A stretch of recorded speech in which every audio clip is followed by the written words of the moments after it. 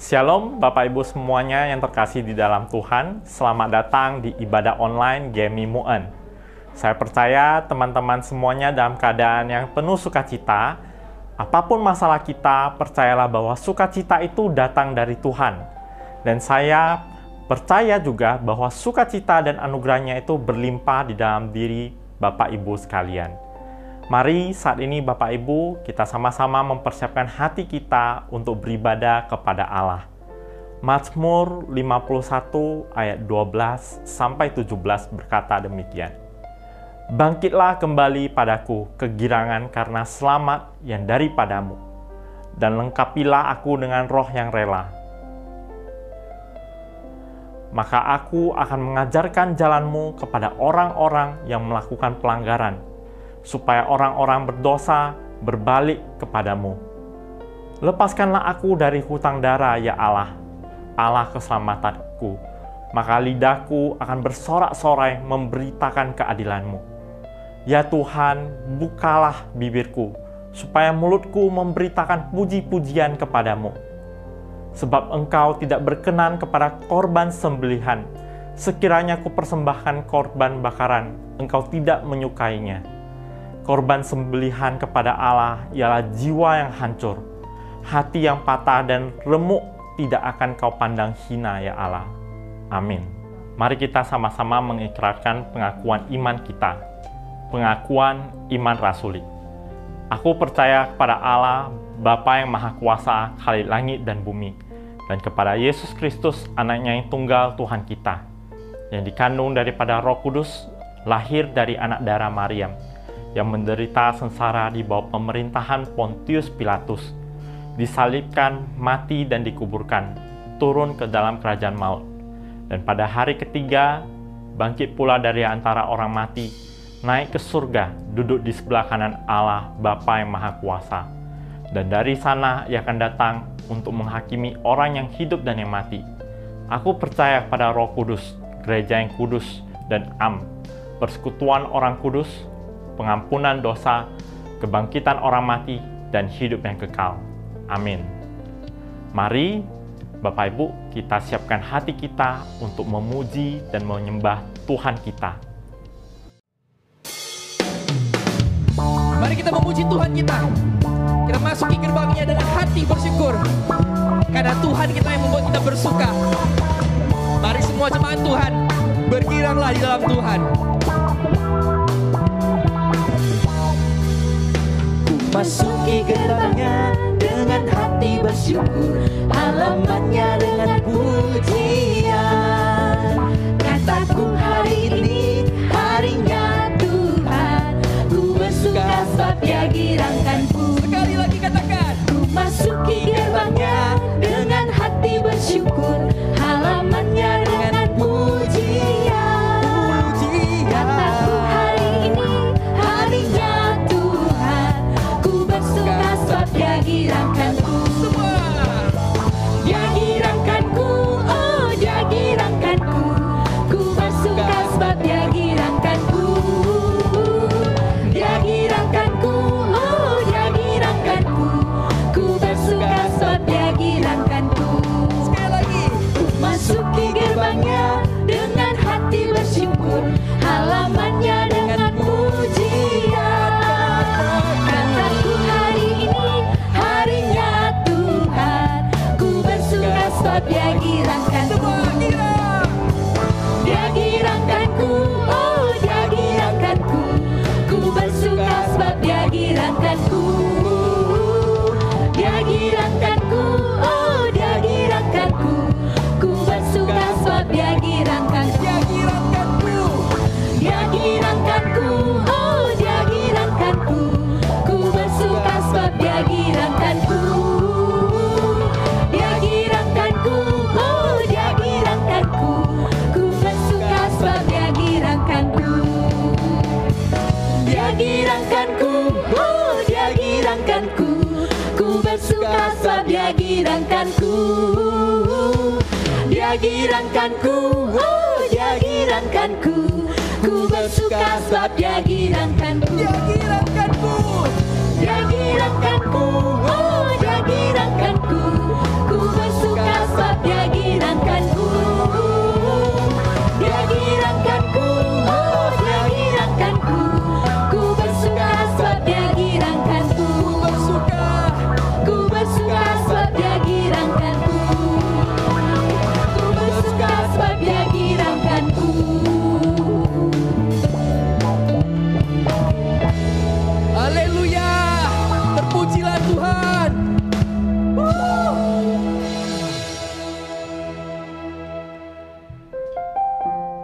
tahu Tuhan,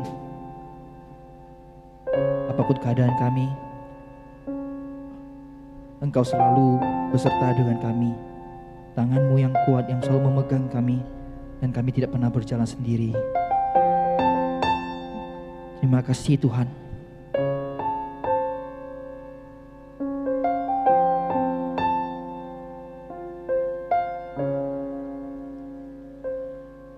Saat ku sendiri, tiada seorang pun yang memperhatikanku seperti Kau Tuhan.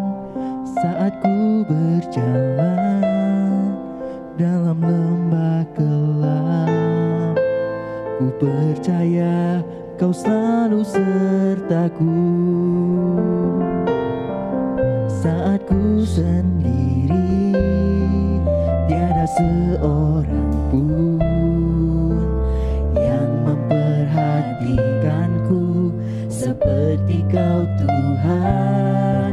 Saat ku berjalan dalam lembah gelap, ku percaya Kau selalu sertaku. Tangan kuat yang memegangku selalu menuntunku. Ku tak mau jalan sendiri. Yesus, ku perlu kasih-Mu, ku perlu kuasa-Mu sampai akhir hidupku.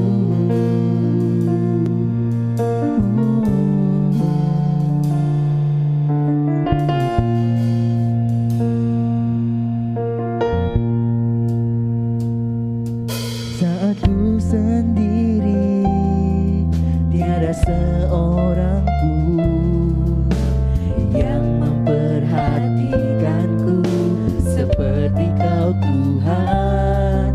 Saat ku berjalan dalam lembah gelap, ku percaya Kau selalu sertaku. Tangan kuat yang memegangku selalu menuntunku.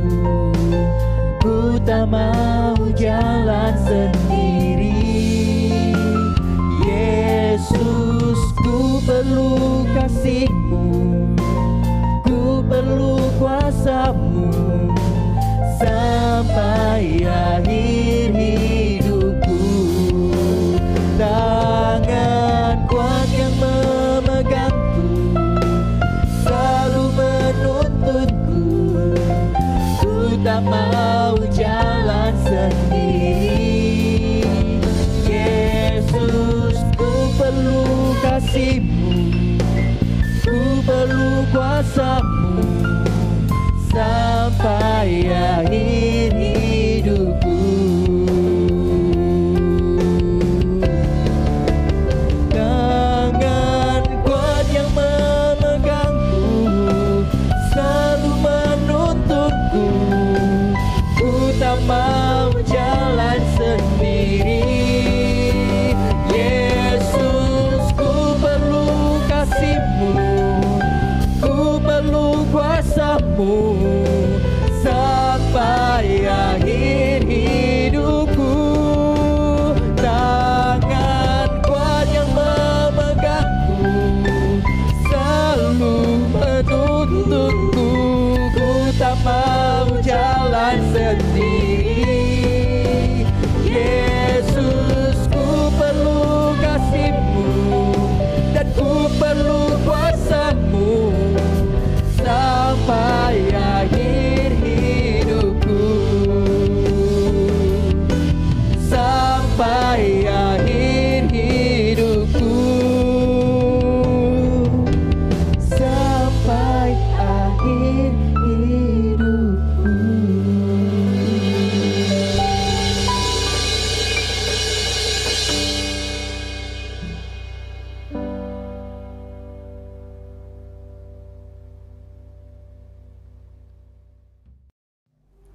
Haleluya, puji Tuhan. Dia Allah yang layak dipuji dan disembah. Mari saat ini Bapak Ibu, kita sama-sama kita berdoa. Kami bersyukur Bapa, kami memiliki Allah Bapa yang mengasihi kami. Kami bersyukur atas segala kebaikan-Mu di dalam hidup kami. Apabila kami menghitung berkat demi berkat yang Tuhan sediakan bagi kami, Tuhan, kami tidak putus-putusnya bersyukur padamu. Terima kasih untuk Yesus yang telah menebus kami ya Tuhan. Layakkanlah kami ya Tuhan, dan ampunilah segala dosa pelanggaran kami. Saat ini, Bapa, kami juga ingin berdoa untuk bangsa negara kami, Indonesia ya Tuhan. Tuhan yang memberkati ya Tuhan dan melawat bangsa kami. Dari Sabang sampai Merauke, dari ujung ke ujungnya Tuhan, dari pemerintahan, presiden, menteri-menteri, kepala daerah, seluruhnya Tuhan yang memberkati, memberikan hikmat bagi mereka untuk mengolah pemerintahan di Indonesia dengan baik. Tuhan berikan juga keamanan ya Tuhan di dalam negara kami. Tuhan juga berkati ya Tuhan untuk COVID-19 ya Tuhan juga dapat terkendali dengan baik. Setiap masyarakat ya Tuhan boleh terus menjalankan prokes ya Tuhan. Kami bersyukur untuk COVID-19 yang kasusnya boleh turun ya Tuhan. Tuhan, terima kasih ya Tuhan untuk pemeliharaan-Mu. Bapa, saat ini kami juga berdoa ya Tuhan untuk pertumbuhan iman jemaat, khususnya di GMI Mu'min ini. Tuhan, kiranya Engkau yang menolong setiap kami. Setiap iman kami boleh bertumbuh, boleh mengenal Engkau dan semakin mengasihi Engkau ya Tuhan. Tuhan, kami juga berdoa untuk kesehatan daripada setiap kami. Tuhan yang jagai kami setiap saat ya Tuhan. Keluar masuk kami ya Tuhan. Tuhan senantiasa lindungi, Tuhan yang senantiasa tutup bungkus kami ya Tuhan. Tuhan kiranya memberkati setiap kesehatan keluarga demi keluarga, Tuhan yang jagai senantiasa. Tuhan, kami juga berdoa untuk setiap keluarga ya Tuhan. Tuhan juga berikan kerukunan, Tuhan juga berikan keharmonisan, bahkan di dalam setiap keluarga ya Tuhan, kami boleh senantiasa mengutamakan Tuhan. Kami boleh senantiasa boleh mengenal Tuhan lebih dan lebih lagi ya Tuhan. Kami percaya bahwa Tuhan akan bertindak dan tidak akan diam. Tuhan akan memberikan kami yang terbaik, bahkan jauh daripada apa yang kita pikirkan dan apa yang kita doakan. Kami percaya bahwa waktu-Mu dan rencana-Mu adalah yang terbaik ya Tuhan. Kami mengimani dan mengaminkan bahwa pengharapan kami hanya ada di dalam Engkau Tuhan. Mari Bapak Ibu, saat ini kita sama-sama ucapkan doa yang telah diajarkan Tuhan Yesus kepada kita semua. Doa Bapa kami. Bapa kami yang di surga, dikuduskanlah nama-Mu. Datanglah kerajaan-Mu, jadilah kehendak-Mu di bumi seperti di surga. Berikanlah kami pada hari ini makanan kami yang secukupnya, dan ampunilah kami atas kesalahan kami, seperti kami juga mengampuni orang yang bersalah kepada kami. Dan janganlah membawa kami dalam pencobaan, tapi lepaskanlah kami daripada yang jahat. Karena Engkau yang punya kerajaan dan kuasa dan kemuliaan sampai selama-lamanya. Amin. Bapak Ibu sekalian, mari kita memuliakan nama Tuhan sekali lagi. Tangan kuat yang memegangku, selalu menuntunku. Ku tak mau jalan sendiri. Yesus, ku perlu kasih-Mu, ku perlu kuasa-Mu sampai akhir hidupku. Tangan kuat yang memegangku, selalu menuntunku.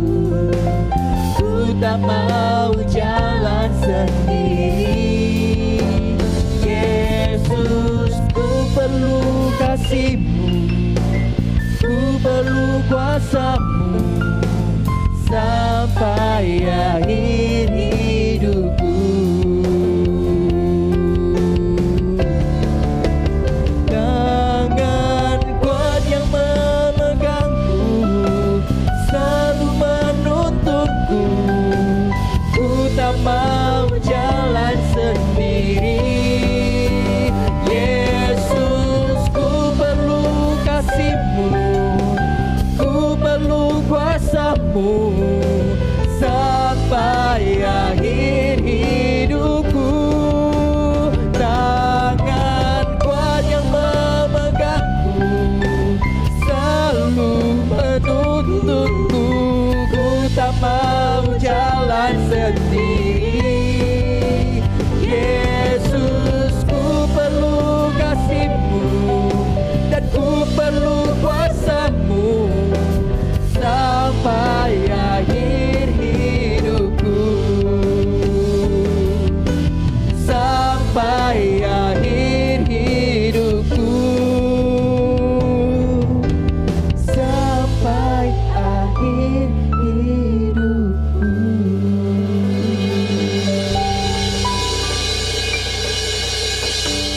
Shalom, selamat hari Minggu buat kita semua.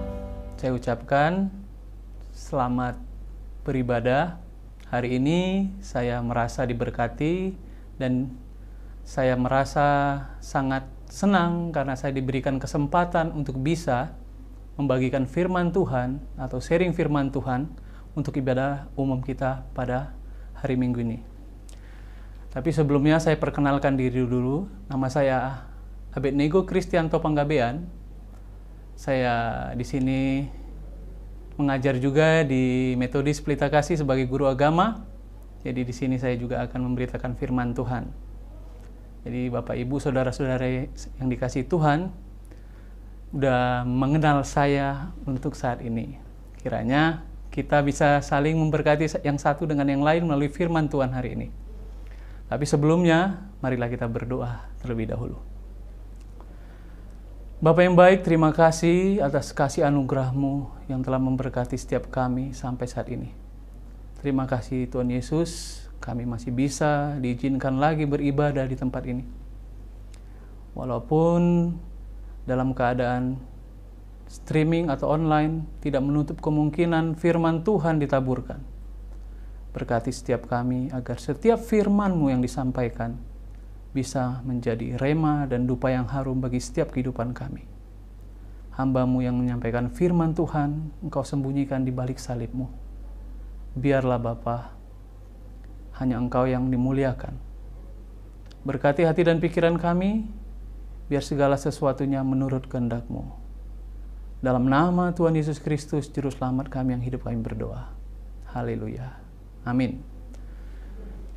Saya sambut lagi Bapak Ibu Saudara-saudari yang dikasihi Tuhan. Shalom, selamat pagi. Saya ucapkan hari ini saya akan membawakan suatu tema firman Tuhan yang mungkin tidak asing lagi bagi kita semua. Kita pasti mendengarkannya. Karena pernah juga mungkin di tempat-tempat lain ataupun di acara-acara tertentu atau ibadah-ibadah tertentu mendengar firman Tuhan ini. Tetapi saya mengambil firman Tuhan ini dengan tujuan bahwa begitu banyaknya setiap orang yang mengalami degradasi iman pada saat-saat ini, di mana orang melihat bahwa di mana keberadaan Tuhan pada saat ini. Di manakah Tuhan pada saat pandemi seperti ini? Banyak sekali orang bertanya-tanya, apakah Tuhan ada dan Tuhan mengasihi setiap kita dalam kondisi seperti ini? Kita sama-sama akan melihat dan membahasnya dalam satu firman Tuhan ini yang akan kita bahas. Kita akan membuka firman Tuhan dari Filipi pasal 4 ayat 4 sampai 7. Saya akan membacakan. Bapak Ibu Saudara-saudara yang dikasihi Tuhan boleh mengikutinya di dalam streaming atau online berikut ini. Demikianlah firman Tuhan. Bersukacitalah senantiasa dalam Tuhan, sekali lagi kukatakan bersukacitalah. Hendaklah kebaikan hatimu diketahui semua orang, Tuhan sudah dekat. Janganlah hendaknya kamu khawatir tentang apapun juga, tetapi nyatakanlah dalam segala hal keinginanmu kepada Allah, dalam doa dan permohonan dengan ucapan syukur. Damai sejahtera Allah yang melampaui segala akal akan memelihara hati dan pikiranmu dalam Kristus Yesus. Demikianlah firman Tuhan. Berbahagialah orang yang mendengarkan dan melakukan firman Tuhan dalam kehidupannya sehari-hari. Tema yang saya ambil adalah suatu pergejolakan iman, yaitu Fight with Faith. Atau subtemanya kita bisa ambil dengan hal kekhawatiran. Karena banyak sekali umat pada saat ini mengalami kekhawatiran karena pandemi yang dialami. Begitu juga hal-hal yang kita alami memang membuat kita bertanya-tanya, di manakah Tuhan pada saat pandemi seperti ini? Itu tidak menutup kemungkinan ketika kita berpikir mengenai situasi seperti ini. Tapi itu tidak menjadi masalah. Kita akan membahasnya. Di sini dikatakan, bersukacitalah senantiasa dalam Tuhan, sekali lagi kukatakan bersukacitalah. Ini menunjukkan bahwa ada rasa yang ditunjukkan oleh Paulus sebagai rasul yang menuliskan firman Tuhan dalam Filipi ini. Dia menunjukkan dengan jelas bagaimana seharusnya sikap kita di tengah-tengah keadaan yang baik ataupun keadaan yang kurang baik, itu menunjukkan rasa bersukacitalah. Kalau berbicara bersukacita, pasti semua orang memikirkan sesuatu hal yang menyenangkan. Karena tidak mungkin tidak menyenangkan dengan kata bersukacitalah. Kalau berbicara bersukacita, semua orang pasti memikirkan sesuatu hal yang sangat-sangat mengenakkan. Kata bersukacitalah dalam pola pikir Paulus menunjukkan atau didasari dengan kata yang merupakan ucapan Kristus dalam khotbah di bukit, yaitu berbahagialah. Rasul Paulus mendengar bagaimana Kristus menyampaikan kata berbahagialah pada waktu khotbah di bukit melalui rasul-rasul yang lain. Di sini Paulus mengambil suatu pemikiran yang diambil dari pemikiran Kristus, yaitu bersukacita adalah suatu kesenangan yang kekal, suatu kesenangan yang benar-benar berasal dari Tuhan. Kalau kita melihat dari bahasa aslinya, ini menggunakan jenis kelamin maskulin, yaitu berasal dari Allah sendiri. Sukacita yang kekal berasal dari Allah. Jadi berbicara tentang sukacita yang kekal adalah sesuatu sukacita yang tidak bisa dibatasi oleh apapun juga. Sama seperti yang dikatakan oleh Kristus pada waktu khotbah di bukit. Kata bergembiralah menjadi dasar sukacita Paulus untuk berkata dalam Filipi pasal 4 berikut ini. Kita bisa melihat ada sesuatu hal yang harus dipikirkan. Kenapa sampai Paulus berkata bersukacitalah? Karena pada saat firman Tuhan disampaikan, jemaat Filipi mengalami degradasi atau mengalami pengaruh-pengaruh rohani yang kuat dari berbagai macam hal-hal yang tidak baik. Salah satunya adalah kekhawatiran dan rasa yang bersukacita yang tidak berasal dari Allah. Kalau saya mengambil dari firman Tuhan yang dikatakan oleh Tuhan Yesus pada waktu khotbah di bukit, dia berkata, bergembiralah. Ketika saya mulai mengekspos firman Tuhan ini, orang-orang pada masa itu memiliki fokus kepada sesuatu hal yang menyenangkan secara lahiriah, atau yang dikatakan menyenangkan untuk menutupi segala kebutuhan daging. Kata bersukacitalah mendapat dampak dari cara orang berpikir karena pengaruh Helenistik, yaitu pengaruh bagaimana orang Yunani menyebarluaskan pola pikir mereka, budaya mereka, cara pandang mereka. Di sini mereka melihat bahwa hal yang bersukacita hanyalah sesuatu hal yang menyenangkan. Karena ketika mereka berkata bersukacitalah, mereka tertuju kepada kalimat dalam bahasa Yunani yaitu makarios, yang dikatakan oleh Kristus dengan kata bergembiralah. Ketika mereka mendengarkan kata bersukacitalah, bergembiralah, fokus mereka kepada satu kata yaitu hemakaria, yang menunjuk kepada pulau Siprus, yaitu pulau yang begitu menyenangkan, pulau yang begitu indah, pulau yang begitu menawan hati, sehingga tidak ada rasa beban untuk bisa melakukan sesuatu di pulau tersebut. Tetapi di sini membongkar cara berpikir kita bahwa sukacita yang dikatakan oleh Rasul Paulus kepada jemaat Filipi adalah sukacita yang tidak bisa dibatasi oleh apapun juga, termasuk keadaan yang sakit sekalipun. Karena apa? Pada saat ini kita akan melihat bahwa bersukacitalah yang dimaksudkan Paulus adalah sukacita yang menggambarkan bahwa rasa ingin sesuatu hal yang disampaikan Paulus menunjukkan bahwa ada Allah yang membuat sukacita itu menjadi kekal. Dalam struktur bahasa Yunaninya ini mendapat suatu konjugasi auris, yaitu yang berasal dari Tuhan, yang artinya sukacita Tuhan mendapat ke dalam setiap kehidupan orang dan akan mendapatkan kehidupan yang kekal. Karena apa? Karena Paulus sendiri mendapatkan sukacita di tengah-tengah keadaan yang kurang baik.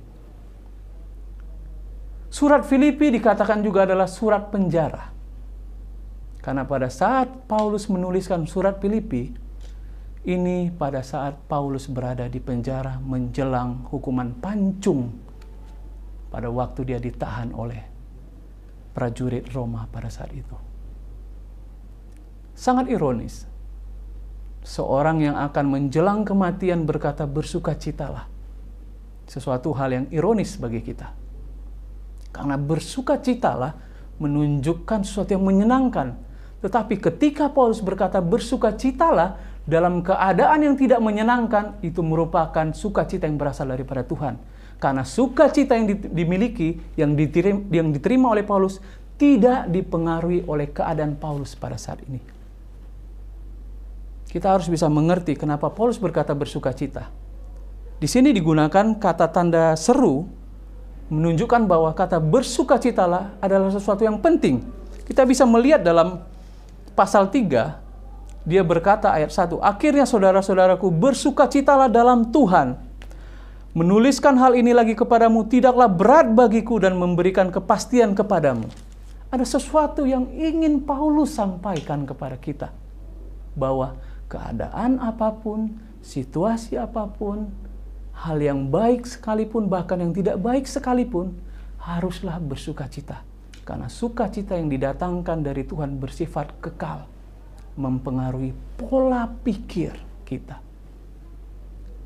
Pada saat itu, jemaat-jemaat Filipi, bahkan jemaat-jemaat yang dilayani oleh para rasul, mengalami pengaruh yang kuat dari kebudayaan Helenistik. Pada saat itu juga, begitu kerasnya Tuhan Yesus Kristus menentang bagaimana pola pikir Helenistik terhadap orang-orang Yahudi. Dia menentang bagaimana cara hidup orang Farisi dan bagaimana sekumpulan komunitas Herodian atau dikatakan sekumpulan Herodes yang melakukan pola pikir Helenistik pada saat itu. Saya akan membagikan satu buah cerita di mana fakta yang diterima oleh jemaat-jemaat pada saat itu adalah fakta yang menunjukkan degradasi moral yang sangat menurun karena mereka memikirkan sukacita yang tidak berasal dari Tuhan. Pada waktu mereka memikirkan sesuatu hal yang bersukacita, mereka dipengaruhi dengan ajaran-ajaran Yunani yang sangat kental, yang sangat-sangat mempengaruhi kehidupan hedonis. Pada waktu itu, seseorang yang berkumpul dalam persekutuan dengan Herodes, perkumpulan makan, mereka berkumpul berpesta pora. Mereka makan, menyantap makanan dengan begitu enak, mereka sambil mendengarkan lagu-lagu, mereka menari-nari. Pada waktu mereka menikmati hidangan, seorang pelayan memberikan satu buah guci di tengah-tengah persekutuan mereka yang berisi bulu angsa. Mereka makan sepuasnya. Ketika mereka kenyang, mereka mengambil bulu angsa, mencolok mulutnya, dan kemudian seisi perutnya keluar. Kemudian mereka melanjutkan pesta tersebut, makan lagi sampai puas. Ini yang ditentang oleh Yesus. Bagaimana sukacita yang mereka miliki adalah sukacita yang bersifat tidak baik ataupun yang bersifat kedagingan. Tetapi di sini Paulus ingin mengubah pola pikir mereka kepada pola pikir Kristus, yaitu sukacita kekal yang mendatangkan kebaikan moral, kebaikan berpikir yang dipenuhi dengan Roh Kudus. Makanya di sini dikatakan, ayat 4 dikatakan, bersukacitalah senantiasa dalam Tuhan, sekali lagi kukatakan bersukacitalah. Ayat 5 dikatakan, hendaklah kebaikan hatimu diketahui semua orang. Di sini menjadi dasar bahwa sukacita kita adalah didasarkan bagaimana cara kita melihat bahwa ketika kita mengalami sukacita, berdampak baik bagi semua orang. Artinya bukan kita sendiri yang menikmati sukacita tersebut. Artinya, sukacita yang kita terima memberkati yang satu dengan yang lain. Ini merupakan prinsip yang dilakukan Kristus terhadap umatnya. Kristus memberikan sukacita kepada setiap orang, walaupun sampai dia merelakan nyawanya di kayu salib. ketika menerima sukacita itu, semua orang merasakan bagaimana kemurahan Tuhan. Dalam Efesus dikatakan kita diberikan sesuatu hal yang luar biasa. Dalam Efesus pasal 1, Tuhan Yesus berkata, kita dibayar di muka dengan menggunakan kata arabon, yang berarti dengan kata down payment atau dibayar di muka. Sukacita apalagi yang harus kita terima dari Tuhan yang menunjukkan bahwa sukacita kekal yang begitu indah?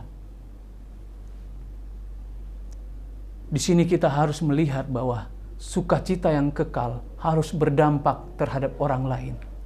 Sukacita yang kita terima dari Kristus harus saling memberkati yang satu dengan yang lain. Sehingga sukacita itu tidak hanya dinikmati secara pribadi. Semua orang pasti merasakan sukacita. Tetapi Kristus membuat kemungkinan kita bersukacita dalam keadaan yang tidak baik, kita tidak bersukacita, itu adalah sukacita yang sejati. Saya pernah membaca satu artikel di mana seorang yang tanpa tangan dan tanpa kaki, kalau Bapak, Ibu, Saudara-saudari yang dikasih Tuhan tahu, Nick, motivator Kristen yang ada di Amerika.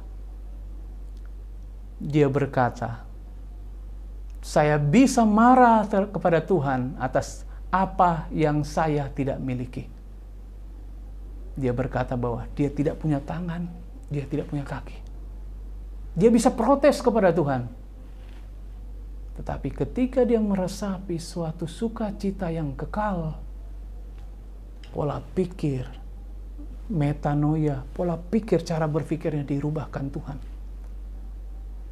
Tadinya kalimat itu menggunakan tanda titik, kemudian dia membuatnya jadi koma dengan berkata, saya bisa protes kepada Tuhan atas apa yang tidak saya miliki. Tetapi saya bersyukur atas apa yang tidak saya miliki. Bersukacita menunjukkan proses yang luar biasa ketika sukacita itu mendapatkan sesuatu hal yang berasal dari Tuhan. Ayat 5 menunjukkan dasar bagaimana cara Tuhan menyampaikan sukacita bagi kehidupan kita. Sukacita yang berasal dari Tuhan harus saling memberkati satu dengan yang lainnya. Sukacita dari Tuhan harus bisa membuat orang lain merasa diberkati dan dipengaruhi. Sehingga Injil itu menjadi nyata dalam setiap kehidupan kita. Paulus di tengah-tengah keadaan yang sakit, di tengah-tengah keadaan yang menderita, di tengah-tengah keadaan yang luar biasa tidak mengenakan, dipenjara, disesah, dilempar, diludahi. Bagaimana mungkin dia bisa berkata, bersukacitalah kepada setiap orang, jemaat Filipi pada saat itu. Walaupun di tengah-tengah keadaan seperti itu, dia menguatkan jemaat Filipi untuk tetap bersukacita. Walaupun begitu banyak pengaruh dunia untuk mempengaruhi jemaat Filipi. Pengaruhnya bukan sesuatu hal yang tidak enak, tetapi sesuatu hal yang menyenangkan. Tetapi Tuhan kita Yesus Kristus menentang sesuatu hal yang menyenangkan, yang merujuk kepada kedagingan, yaitu hedonisme. Makanya Paulus menentang jemaat Filipi untuk menerima masukan sukacita atau kesenangan duniawi, tetapi menerima sukacita yang berasal dari Tuhan, yang bersifat kekal. Ayat ke-6 dikatakan, janganlah hendaknya kamu khawatir tentang apapun juga, tetapi nyatakanlah dalam segala hal keinginanmu kepada Allah, dalam doa dan permohonan dengan ucapan syukur. Kita masuk kepada inti dari tema kita. Tadi dikatakan dasar kita ketika kita mengingat kebaikan Tuhan adalah sukacita. Saya menerangkan bahwa sukacita yang dialami haruslah sukacita yang kekal. Di sini kita bisa melihat bahwa keadaan sekarang adalah keadaan yang tidak mengenakan. Semua orang terkurung dalam situasi-situasi pandemi ini. Banyak orang yang tiada, banyak orang yang mengalami kematian, banyak orang yang mengalami kesusahan. tidak menutup kemungkinan banyak orang berpikir, di manakah Tuhan yang membuat mereka mengalami degradasi iman, yang membuat mereka mengalami pasang surut iman. Di manakah Tuhan berada? Suatu hari saya pelayanan di Balikpapan. Seorang ibu yang mengalami tumor di antara otak kanan dan otak kirinya. Saya bersama dengan gembala mendoakan ibu itu. Ketika kita berdoa dan menjelang berdoa, akhirnya kita masuk ke dalam pokok doa inti. Saya berkata kepada seorang ibu, "Ibu, apakah ada yang mau didoakan?" Ibu itu tersenyum dengan wajah yang pusat pasih. "Ada, Bapak Pendeta." "Apa yang mau didoakan, Ibu?" "Doakan ibu saya, karena pada saat itu dia punya ibu yang merawat. Suaminya seorang tukang ojek, serabutan, dan kedua anaknya. Doakan ibu saya, doakan suami saya, dan kedua anak saya." Otomatis saya yang merasa melihat atau ucapan dari seorang ibu itu, kita berdua dengan gembala setempat merasa kebingungan karena melihat kenapa ibu ini kita berkata-kata di dalam hati, kenapa ibu ini tidak meminta dirinya untuk didoakan? Dengan rasa penasaran saya berkata lagi kepada ibu itu, "Ibu, apakah ada yang mau didoakan pokok doanya?" Ibu itu tersenyum sambil memukul paha saya. "Bapak Pendeta, tolong doakan mama saya, suami saya, dan kedua anak saya." Pikiran saya memang semakin bingung. Karena apa? Karena baru kali ini saya mendengar seseorang minta didoakan orang lain, tetapi tidak minta didoakan dirinya sendiri pada saat dia mengalami suatu kesakitan. Saya berpikir bahwa ini pengaruh, maaf kata, morfin atau obat penghilang rasa luka atau rasa sakit yang dialaminya. Dan yang ketiga kalinya, saya terakhir to the point, kenapa ibu tidak bisa meminta diri ibu didoakan? Ibu itu berkata, saya dan gembala itu sangat-sangat terkejut dengan ucapan. Apakah dengan kita mendoakan orang lain, Tuhan tidak mengetahui apa yang kita alami?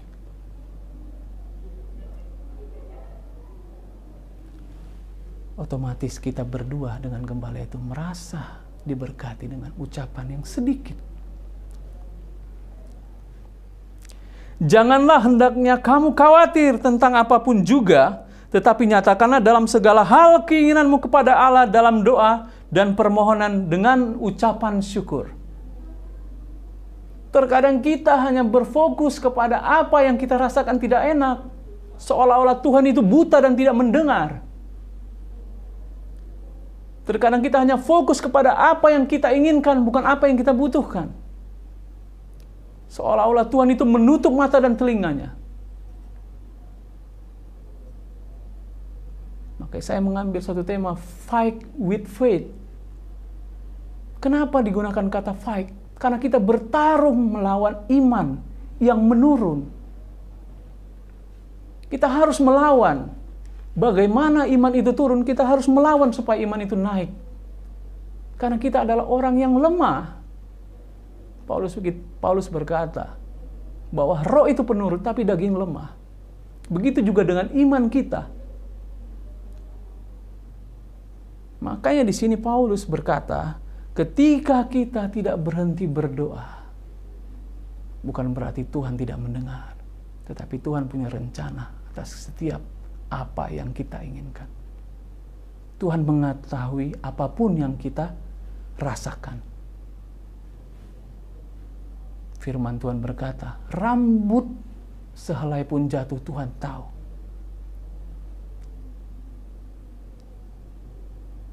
Ini yang mengubah pola pikir kita mengenai iman. Kekhawatiran sangat menggerogoti jemaat Filipi pada saat itu. Karena pengaruh mereka berpikir bahwa sesuatu hal yang menyenangkan berasal dari situasi yang menyenangkan. Jika mereka merasakan sesuatu hal yang tidak menyenangkan, mereka akan mengalami sesuatu hal yang berbeda.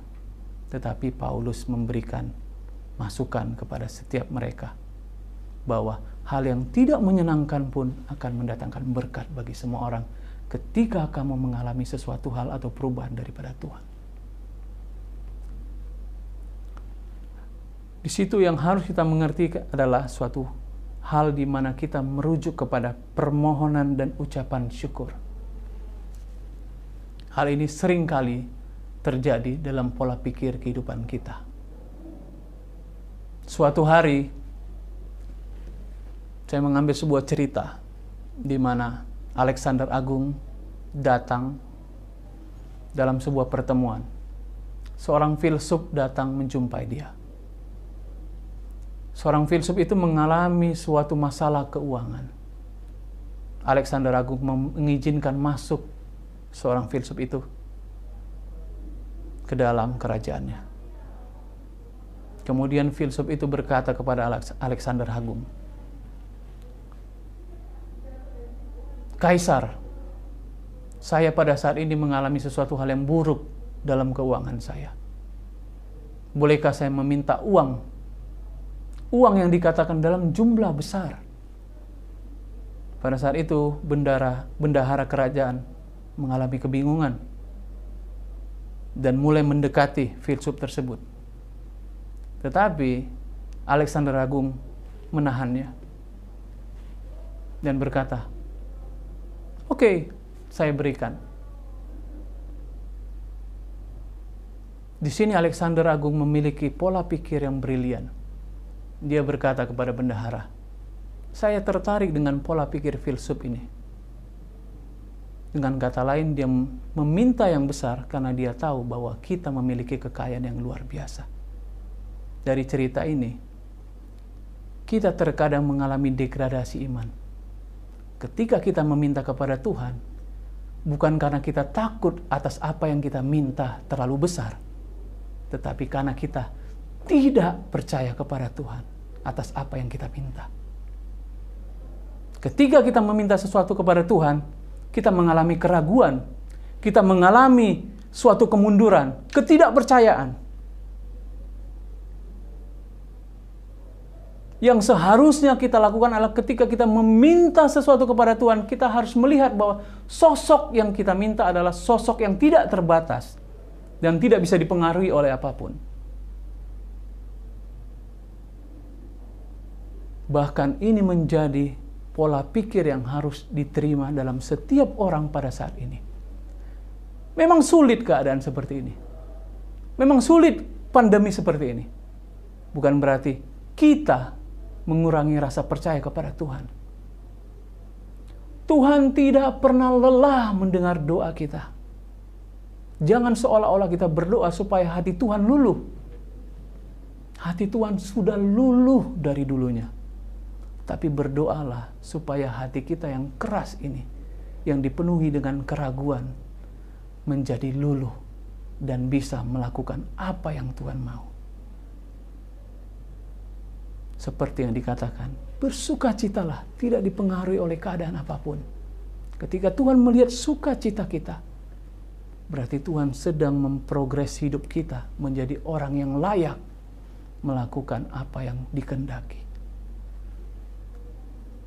Ketika kita melihat bahwa iman kita semakin menurun, sebaiknya kita harus memperbarui iman kita agar iman kita menjadi lebih baik.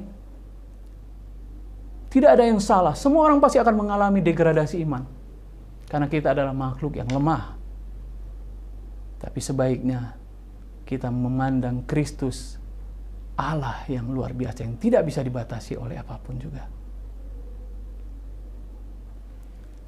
Ayat terakhir dikatakan, damai sejahtera Allah yang melampaui segala akal akan memelihara hati dan pikiranmu dalam Kristus Yesus. Sangat-sangat diberkati dengan firman Tuhan ini. Paulus sangat brilian mengubah pola pikir jemaat Filipi pada saat itu. damai sejahtera Allah melampaui segala akal. Artinya jemaat Filipi harus melepaskan segala keraguan, segala kekhawatiran, segala sesuatu hal yang mempengaruhi mereka dalam keadaan yang tidak baik. Atau dengan kata lain, Paulus berkata, aku loh yang berada di penjara menjelang kematian, berkata kepada kamu untuk bersuka cita. Kenapa kamu sulit bersuka cita? Karena damai sejahtera Allah ada padaku. Itu yang dikatakan Paulus. Itu menampar jemaat Filipi untuk bisa melihat Tuhan yang tidak terbatas itu. Jemaat Filipi merupakan contoh kehidupan kita pada saat ini, di mana kita mengalami penurunan iman dalam keadaan-keadaan yang tidak enak. Terkadang kita berkata, Tuhan saya melayani di gereja, Tuhan saya memberikan persepuluhan di gereja, Tuhan saya melakukan hal yang baik. Tapi kenapa Tuhan mengizinkan sesuatu yang buruk dalam kehidupan saya? Apakah Tuhan tidak tahu dengan keadaan tersebut? Bukan. Terkadang Tuhan menggunakan kita menjadi obat bagi orang lain yang terluka. Terkadang Tuhan menjadikan kita berkat bagi setiap orang.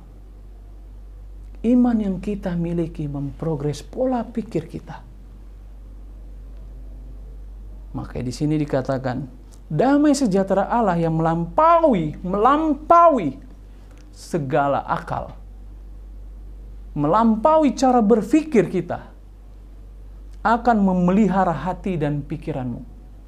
Kata memelihara ini merujuk kepada proses di mana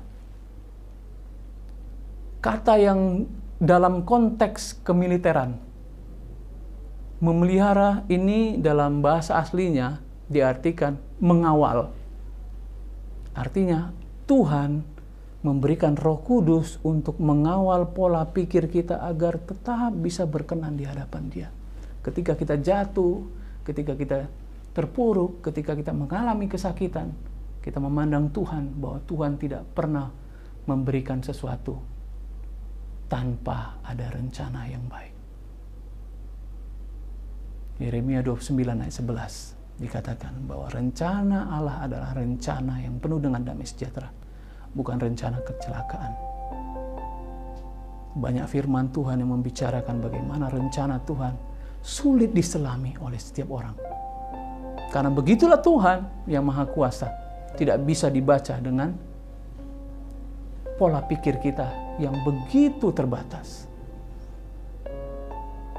Saya percaya bahwa firman Tuhan ini bisa memberkati kita. Karena firman Tuhan ini memberkati saya lebih dulu. Bukan karena saya menyampaikannya, saya tidak mengalami sesuatu hal yang berbeda. Saya juga merasakan sesuatu hal yang berbeda dalam keadaan seperti ini. Saya juga pernah merasakan kesakitan. Saya juga pernah merasakan bagaimana keadaan yang buruk terjadi dalam kehidupan saya. Tetapi saya memandang satu hal yang tidak terbatas, yaitu Allah yang luar biasa. Kalau kita menarik dalam Injil, ketika Tuhan berkata, akulah Bapa, akulah Tuhan, itu bisa diterima dengan baik. Semua orang pasti berpikir bahwa ya seorang ayah boleh merelakan nyawanya kepada anaknya. Ya seorang Tuhan pasti memang benar-benar bisa merelakan nyawanya.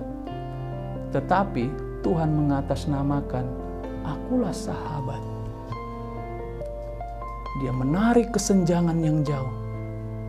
Sekuat apapun Anda bersahabat dengan orang lain, belum tentu dia bisa merelakan nyawanya kepada orang lain. Tapi dia berkata, aku adalah seorang sahabat yang merelakan nyawanya untuk menebus setiap orang yang berdosa. Kiranya firman kita bisa diteguhkan. Kiranya firman kita semakin dikuatkan. Karena menjelang kematian Paulus masih memberikan kekuatan kepada jemaat Filipi untuk bisa bersuka cita. Sukacita yang kekal adalah sukacita yang berasal dari Allah. Tidak bisa dipengaruhi oleh segala sesuatu hal yang terburuk sekalipun di dunia ini. Dan membawa damai sejahtera dan memberkati setiap orang ketika kita melewatinya. Dalam 1 Korintus 10 ayat 13 dikatakan pencobaan-pencobaan itu adalah pencobaan yang biasa. Tidak melampaui dari segala apa yang ada dalam diri kita. Biarlah firman Tuhan ini menjadi kekuatan bagi kita. Dan firman Tuhan ini menjadi rema serta dupa yang harum bagi setiap kehidupan kita. Kita belajar dari Paulus. Kita belajar bagaimana iman kita harus dikuatkan.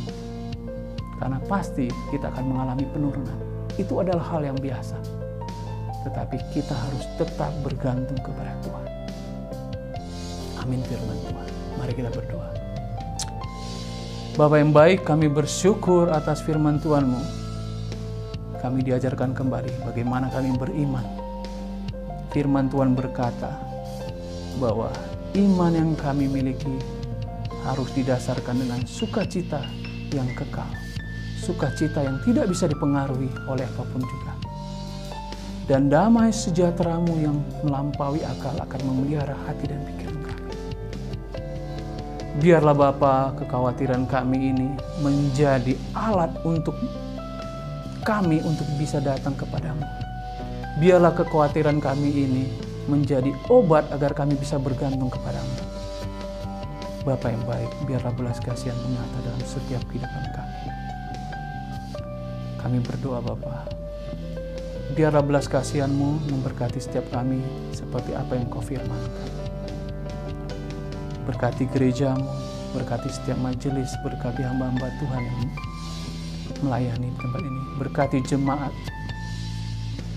Kami semua terbatas Tuhan, tetapi kami bergantung kepada Allah yang tidak terbatas. Kami bergantung kepada Tuhan yang tidak terbatas. Karena kami tahu Engkau merancangkan sesuatu hal yang baik. Engkau merancangkan sesuatu hal yang luar biasa dalam kehidupan kami ketika kami bergantung kepadamu. Terima kasih Bapa yang baik, yang Engkau lakukan adalah sesuatu hal yang luar biasa. Engkau mati di kayu salib, membayar dosa kami dengan harga yang mahal. Biarlah kami menyambut Natal ini bukan dengan keadaan yang berpesta pora, bukan dengan keadaan yang hal-hal yang mendatangkan kedagingan ataupun keduniawian, tetapi kami mengingat bahwa Engkau Allah yang memberikan hidup-Mu, mati di kayu salib untuk menebus setiap orang berdosa.